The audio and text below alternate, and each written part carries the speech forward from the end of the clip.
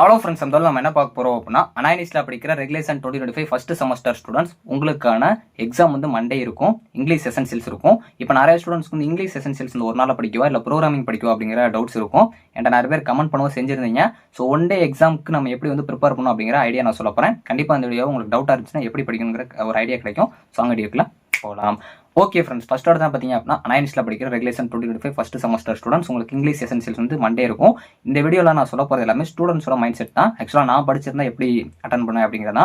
ஏன்னா நம்ம வந்து ஒரு ப்ரிப்பரேஷன் கொடுக்கும் அப்படின்னா அது ஸ்டூடெண்ட்ஸ் மைண்ட் செட்டில் தான் யோசிக்கணும். அதனால தான் ஃபர்ஸ்ட் வந்து இங்கிலீஷ் படிக்கவா இல்லை ப்ரோக்ராமிங் படிக்கவாங்கிற ஒரு ஐடியா இல்லை அப்படின்னா ஸோ நான் சொல்கிற மாதிரி ப்ரிப்பேர் பண்ணுங்கள். ஸோ இங்கிலீஷ் பொறுத்த வரைக்கும் மோஸ்ட்லி ஒன் வேர்ட்ஸ் வரக்கு நிறைய சான்ஸ் இருக்குது. ஏன்னா ரெகுலேஷன் 21 செவன்த் செமஸ்டர் கொஸ்டின்ஸ்லேயே பார்த்தீங்க அப்படின்னா அந்த இங்கிலீஷ் காம்ப்ரிஹென்சிவ் சொல்லிட்டு ஒரு எலக்டிவ் பேப்பர் இருக்கும். அதுலேயுமே ஒன் வேர்ட்ஸ் தான் நிறைய கேட்டிருந்தாங்க.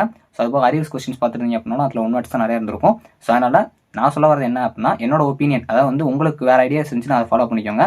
அதே மாதிரி நீங்கள் இங்கிலீஷ் நல்லா படிப்பீங்க அப்படின்னா இப்போ நான் சொல்கிற பிளான் அப்படி மாற்றிக்கோங்க. காமன் ஐடியாஸ் நான் சொல்கிறேன். இங்கிலீஷ் வந்து நாளைக்கு 11 o'clock மேலே இருந்து படிக்க ஆரம்பிங்க. காலையில் 11 o'clock மேலே இருந்து அது இங்கிலீஷ் ஃபுல்லாக ஒன் வேர்ட்ஸ் தான் மோஸ்ட்லி வரும். கிராமர்ஸ் அந்த மாதிரி தான் இருக்கும். ஒரு சில உங்களுக்கு ரீட் பண்ணி நீங்கள் பேசேஜை ஆன்சர் பண்ணுற மாதிரி இருக்கும். சம்டைம்ஸ் பேராகிராஃப் பண்ணி எழுதுற மாதிரி இருக்கும். அது மாதிரி வரதோட ஒன் வேர்ட்ஸ் தான் நிறைய வரும். நீங்கள் எப்பயுமே ஒன் வேர்ட்ஸில் ஒன்று தப்புனா டோட்டலாக தப்பாயிரும். அப்படிங்கிறப்ப அதுக்கு ப்ரியாரிட்டி அதிகமாக கொடுக்க பாருங்க. ஏன்னா இப்போ நீங்கள் ப்ரோக்ராமிங் பேப்பராக இருக்குது அப்படின்னா அல்கோரிதம் கேட்பாங்க, ஃப்ளோ சார்ட் கேட்பாங்க. சம்டைம்ஸ் வந்து உங்களுக்கு கோட் எழுத சொல்லலாம். அதெல்லாம் நீங்கள் ஜென்ரலாக பார்த்துட்டு போயிருந்தீங்கன்னா ஜென்ரலாக உங்களால் அப்ரோச் பண்ண முடியும். ஆனால் இதில் வெயிட்டேஜ் எது அப்படின்னா உங்களுக்கு ப்ரோக்ராமிங் பேப்பர் தான். இருந்தாலும் ஒன் வேர்ட்ஸில் தப்பாயிருச்சு அப்படின்னா அந்த பேப்பர் நம்மளோட போயிடும். அதனால தான் நான் சொல்கிறேன். ஸோ அதனால் இங்கிலீஷ் பாருங்க. ஸோ இப்போ நெக்ஸ்ட் வந்து ப்ரோக்ராமிங் பேப்பர்ஸ், அதாவது இப்போ இருந்து உங்களுக்கு வீடியோ அப்லோட் இருந்து அடுத்து வர டைம்ல எப்படி வந்து ப்ரோக்ராமிங் பேப்பர் ப்ரிப்பேர் ஆகணும் அப்படிங்கிறத சொல்றேன். ஸோ அதாவது நீங்க டேரக்டா எடுத்தோன்னே கொஸ்டின் எடுத்து அப்படியே மனப்பாடம் பண்ணக்கூடாது. அது சி ப்ரோக்ராமிங் பொறுத்த வரைக்கும் இல்லை பைத்தான் ப்ரோக்ராம் பொறுத்த வரைக்கும் அது எப்படி படிக்கணும் அப்படின்னா கான்செப்ட்ஸை ஃபுல்லாக ஃபர்ஸ்ட் நீங்கள் தெரிஞ்சுக்கணும். பேஸ்ல இருந்து ஆரம்பிச்சிங்கன்னா தான் உங்களுக்கு ஈஸியாக இருக்கும். நீங்கள் உடனே போய் யூடியூப்ல செக் பண்ணி பார்த்தீங்க அப்படின்னா அந்த டாபிக்ஸ் ரிலேட்டாக வந்து அவங்க கொஸ்டின்ஸ் போட்டுக்கலாம், இல்லை உங்களுக்கு நடத்திருக்கலாம். அதை நீ என்ன பண்ணணும் அப்படின்னா ஸ்பீடை வந்து 2x போட்டு டக்குன்னு பார்க்கணும். அவங்க சொல்கிறத அப்படியே அண்டர்ஸ்டாண்ட் பண்ண மட்டும் பாருங்க. மோஸ்ட்லி நோட்ஸ் கூட எடுக்கணும்னா அதை அப்படியே க்ளோஸ் பண்ணிட்டு அடுத்து கூகுளுக்குள்ள வாங்க, இல்லை ChatGPTக்குள்ள வாங்க. அதில் ஓவரால் கண்டென்ட்ஸ் வந்து செக் பண்ணுங்க. அவங்க சொல்கிற எல்லாமே வருதான்னு பார்த்து நீங்கள் ஹிண்ட்ஸ் எடுங்க. பேசிக்கான கான்செப்ட்ஸை படிக்கிறது தான் நான் இப்போ சொல்கிறேன். ஃபுல்லாக உட்காந்து படிக்க வேணாம். ஸோ இது வந்து அது ஒரு ஸ்டூடெண்ட்ஸ் எப்படி படிப்பாங்க அப்படிங்கிற மென்டாலிட்டியிலேருந்து நான் சொல்கிறேன். உங்களுக்கு இது பிடிச்சா எடுத்துக்கோங்க. ஏன்னா இப்படி தான் நீங்கள் கோடிங் பேப்பர் படிச்சீங்கன்னா ஈஸி. இப்போ நார்மலாக உங்களுக்கு ப்ரோக்ராமிங் பேப்பர்லாம் இருக்குது அப்படின்னா ரொம்ப ஈஸி தான். நீங்கள் நார்மலாக மேக்ஸ் போகிற மாதிரி தான். 1+2 எவ்வளோன்னு கேட்டால் 3.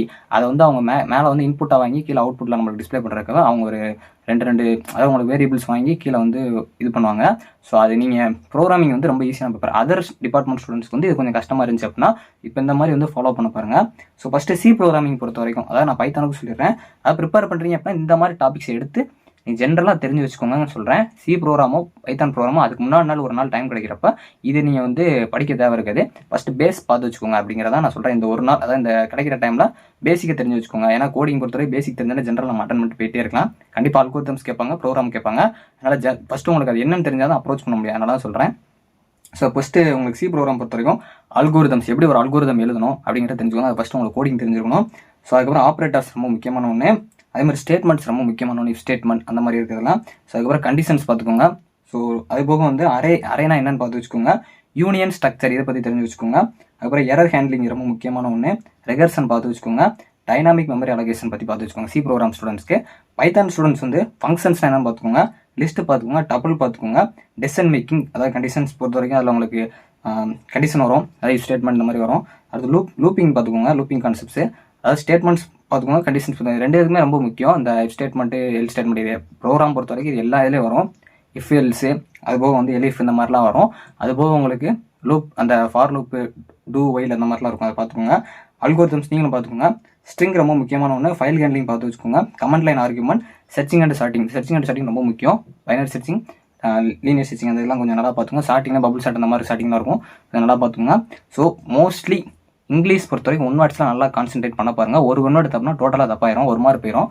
இங்கே நீங்கள் ப்ரோக்ராம்ஸில் ஜென்ரல் கான்செப்டை மட்டும் தேடுங்க. உட்காந்து அந்த கொஸ்டின் அப்படியே படிக்காங்க. இப்போ அரேன்னு சொன்னால் உடனே உட்காந்து பார்த்துட்டீங்க. 1D அரே இருக்கும், 2D அரே இருக்கும். அது என்ன எப்படி ஃபங்க்ஷன் ஆகுது மட்டும் தெரிஞ்சுக்கோங்க. ஸோ இந்த வீடியோவில் ஒரு ஐடியா கிடைக்கும்னு நினைக்கிறேன். நல்லா கான்சென்ட்ரேட் பண்ணி ஒன் டே எக்ஸாம் நல்லா யூஸ் பண்ணிக்கோங்க.